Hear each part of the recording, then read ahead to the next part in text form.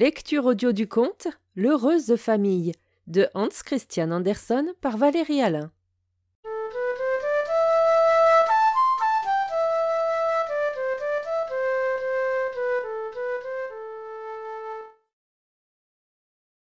La plus grande feuille de ce pays est sans doute une feuille de bardane. Si on la tient devant soi sur son petit bedon, c'est comme un tablier complet, et si on la met sur sa tête quand il pleut, ça vaut presque un parapluie, tant il est grand. Jamais une bardane ne pousse seule, non. Où il en pousse une, il y en a d'autres. C'est excellent, une nourriture parfaite pour les escargots. Les grands escargots blancs, que les gens chics autrefois faisaient préparer en fricassé, et qu'ils mangeaient en disant « Oh, que c'est bon !» car ils y trouvaient bon goût, ces escargots-là vivaient de feuilles de bardane, et c'est pourquoi on semait des bardanes. Il y avait un vieux château où l'on ne mangeait plus d'escargots. Tout le monde était mort, mais les bardanes n'étaient pas mortes, elles envahissaient toutes les plates-bandes et les chemins. On ne pouvait lutter contre elles, c'était une forêt de bardanes.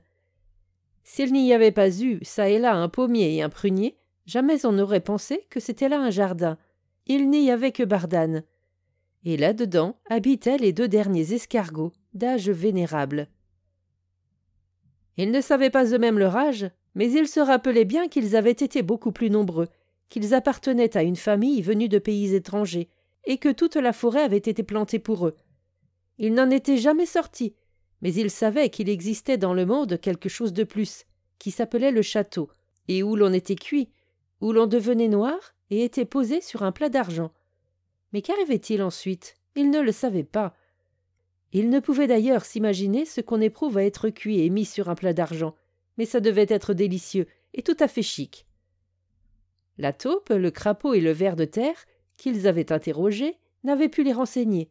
Aucun d'eux n'avait été cuit ni mis sur un plat d'argent.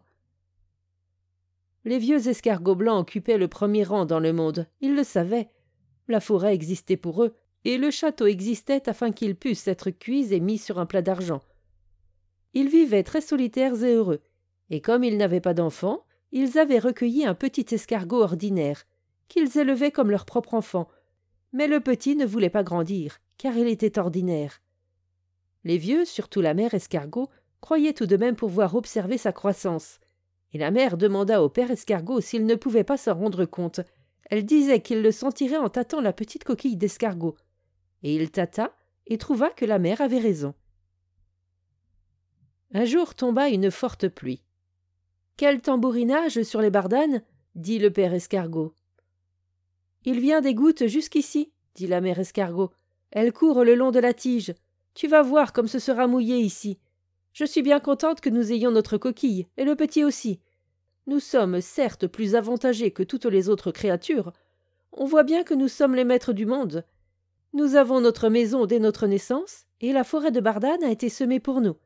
Je voudrais savoir jusqu'où elle s'étend et ce qu'il y a au-delà. » « Il n'y a rien au-delà, » dit le père escargot. « Nulle part ça ne peut être mieux que chez nous, et je n'ai rien à désirer. »« Si, » dit la mère, « je voudrais être cuite et mise sur le plat d'argent, comme tous nos ancêtres. Ça doit être merveilleux. »« Peut-être le château s'est-il écroulé, » dit le père escargot, « ou bien la forêt de bardane a poussé par-dessus, en sorte que les hommes ne peuvent plus sortir. D'ailleurs, on peut attendre, mais tu es toujours tellement pressé, et le petit commence à l'être aussi. Depuis 3 jours, il grimpe après cette tige. Ça me fait mal à la tête de le regarder en l'air. »« Il ne faut pas le gronder, » dit la mère escargot. « Il grimpe avec précaution, il nous donnera satisfaction, et nous n'en avons pas d'autre à qui nous consacrer. Mais as-tu réfléchi à cela? Où lui trouverons-nous une femme? Ne crois-tu pas qu'au loin, dans la forêt de bardane, on en trouverait de notre espèce? » « Je crois bien qu'il y a des limaces noires sans coquille, mais c'est bien vulgaire et plein de prétentions. Enfin, nous pouvons charger les fourmis de s'occuper de ça. Elles courent partout comme si elles avaient affaire. Elles connaissent sûrement une femme pour notre petit escargot. »« Bien sûr, je connais la plus belle de toutes, » dirent les fourmis, « mais je crains que ça n'aille pas, car elle est reine. »« Ça ne fait rien, » dirent les vieux. « A-t-elle une coquille ?»« Pas une coquille, un château, » dirent les fourmis. Un délicieux château de fourmis à 100 couloirs. « Merci, » dit la mère escargot, « notre fils n'ira pas dans une fourmilière. Si vous n'avez rien de mieux, nous chargerons les moustiques blancs de s'en occuper. Ils volent au loin par soleil ou pluie. Ils connaissent la forêt de Bardane au-dedans comme au-dehors. »«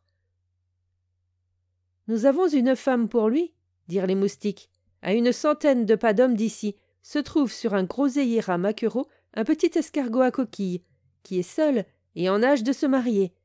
Ce n'est qu'à 100 pas d'hommes d'ici. »« Eh bien, qu'elle vienne le trouver, » dirent les vieux. « Il a une forêt de Bardane, elle n'a qu'un groseillier. » Et la noce eut lieu. 6 vers luisants luirent du mieux qu'ils purent. Tout se passa d'ailleurs très tranquillement, car le vieux couple d'escargots ne pouvait supporter la ripaille et la bombe. Mais un charmant discours fut prononcé par la mère escargot. Le père ne put rien dire, il était trop ému. Ils donnèrent aux jeunes gens toute la forêt de Bardane, et dirent, comme ils l'avaient toujours dit, que c'était ce qu'il y avait de mieux dans le monde, et que si les 2 jeunes gens se conduisaient bien et se multipliaient, eux et leurs enfants viendraient un jour au château, seraient cuits, noircis et mis sur un plat d'argent. Et, ce discours une fois prononcé, les 2 vieux s'enfoncèrent dans leur coquille et n'en sortirent plus. Ils dormirent. Le jeune couple d'escargots régna sur la forêt et eut une nombreuse postérité, mais ne fut jamais cuit et mis sur un plat d'argent. Il en conclut que le château s'était écroulé, et que tous les hommes étaient morts dans le monde, et puisque personne ne les contredit, c'était donc vrai. Et la pluie tomba sur les feuilles de Bardane, afin de faire une tambourinade pour eux. Et le soleil brilla parce qu'il voulait colorer les feuilles de Bardane pour eux. Et toute la famille fut heureuse, tout à fait heureuse.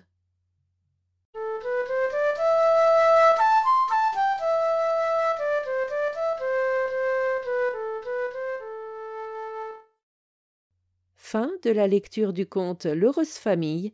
Merci de votre écoute. Je vous rends vos oreilles. Cœur avec les doigts.